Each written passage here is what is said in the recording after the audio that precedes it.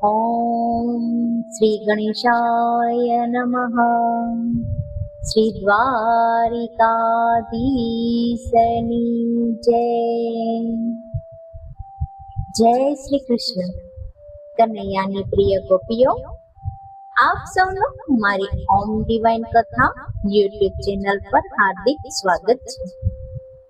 આજે હું તમને પુરુષોત્તમ માસ કથાના 28મા દિવસની વાર્તા કહી રહી છું, જેનું નામ છે મૌન વ્રતનો મહિમા.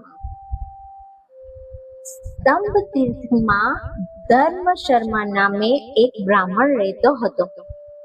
તે શરીરે ઘણો દુર્બળ હતો.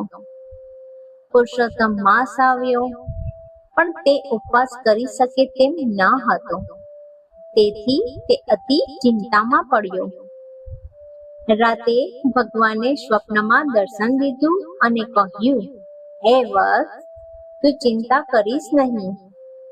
ભોજન કરતી વેળા મારું ધ્યાન ધરી મૌન વ્રત પાડીશ તો પણ તને ઉપવાસ જેટલું જ ફળ મળશે. સવાર થયું.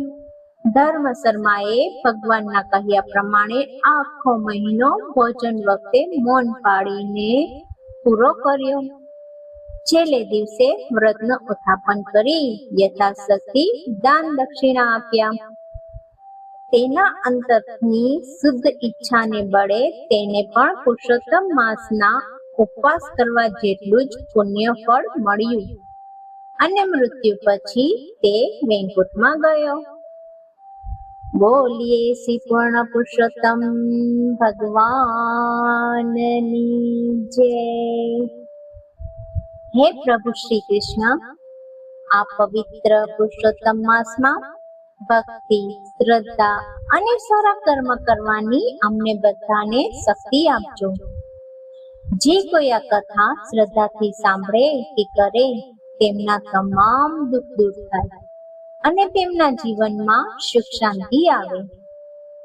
જો તમને આવી આધ્યાત્મિક કથાઓ ગમતી હોય તો વિડીયોને લાઈક કરો, મારી ચેનલને સબસ્ક્રાઇબ જરૂર કરજો અને આ કથાને તમારા પરિવાર અને મિત્રો સાથે શેર કરવાનું ભૂલશો નહીં. ફરી મળીએ એક નવી ભક્તિપૂર્ણ કથા સાથે. જય શ્રી કૃષ્ણ. રાધે રાધે.